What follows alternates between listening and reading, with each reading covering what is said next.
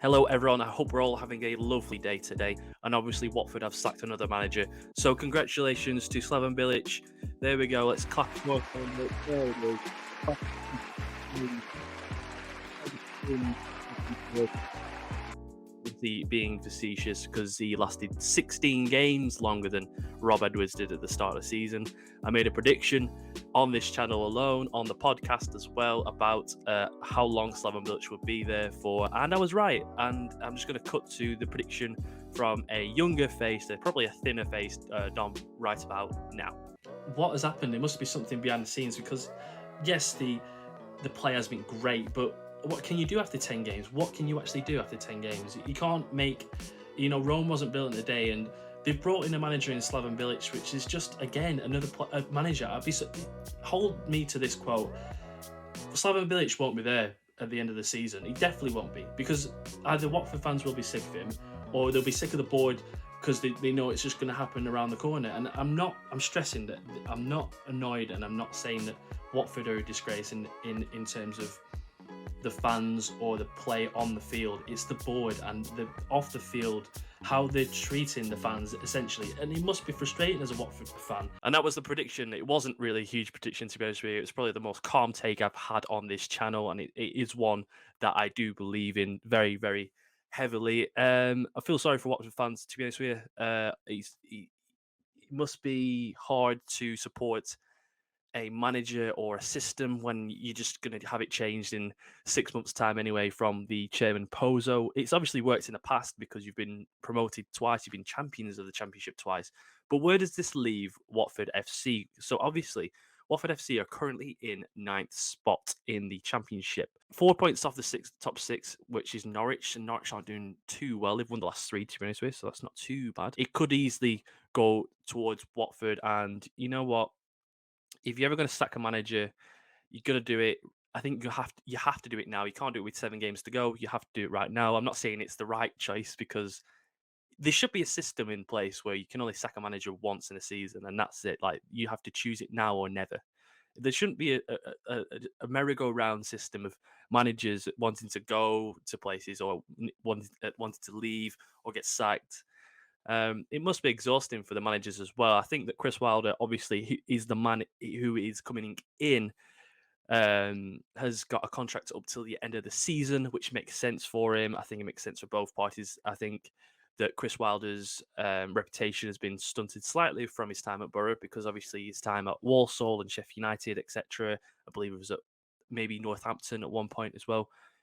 All of the times that he's been managing has been very positive, very forward thinking, and his time at Borough didn't really work out for him. So it's probably a good thing for him. I think he's thinking, you know what, it's a free hit for him because at the end of the day, even if he does well, like Cisco or other managers that do well in points based, I'm going to say, not actually performance wise. I know what fans didn't like Cisco's time there, but he got sacked when they were fourth. So it's a win-win for Chris Wilder. Like I said, he flopped at Borough, and I do believe he's got enough in the bag to get this job. The only person I do feel sorry for, obviously, is Rob Edwards. But Rob Edwards is now at Luton, and as you can see from the table, I'll go back to it right now. Luton are in the top six, ironically, who are also ironically Luton's Watford's main rivals, I believe, as well. So credit to them. Obviously, as you can see, Middlesbrough are in third spots. Chris Wilder left when they were in the bottom six earlier in the season. Lots of information going in my head.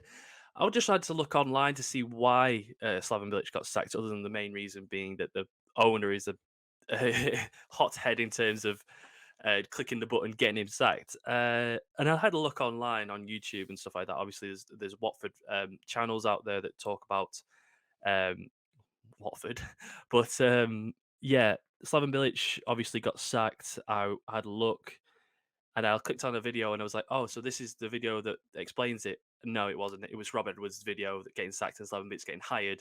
And I went to another one, right? And then I was like, all right, because this one's about Slaven Bilic getting sacked. No, that was Slaven Bilic getting sacked from West Brom. And then I looked at another one, and then it was Slaven Bilic getting sacked from West Ham. So honestly, in terms of tactics, in terms of how the style of play is, the only thing I can think of right now is that it became too methodical and too defensive and too cautious. I think that Rob Edwards' style of play was very forward thinking, very attackive, but it was very weak at the back. And then I know you can blame injuries, can't you, this season, because Watford did have a lot. However, their team is massive. But I think that Slaven Bilic's style of play was very too, very too. That wasn't good English, was it? Was very too much. Cautious, methodical, and it doesn't really work with a style with the players that Watford have. You know, Ismail Sarr and João Pedro alone should be performing a lot better with this team. I think that with those players, they are very much at least top two in the Championship. You could even push for the Premier League for those two players. One winning six, 38% win percentage. It's just not good enough as a manager for Watford. It's okay for most teams, just not for them.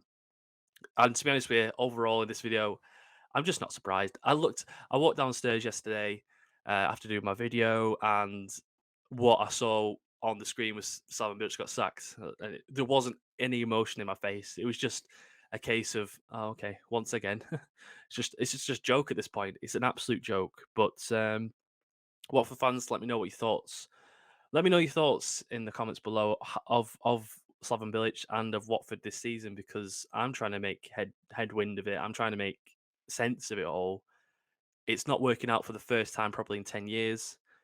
This is going to be the 19th manager fully in charge of Watford in the last 10 years, which shows how much how mental it is to even be involved with the club. So if you haven't already, can you go and subscribe to the channel?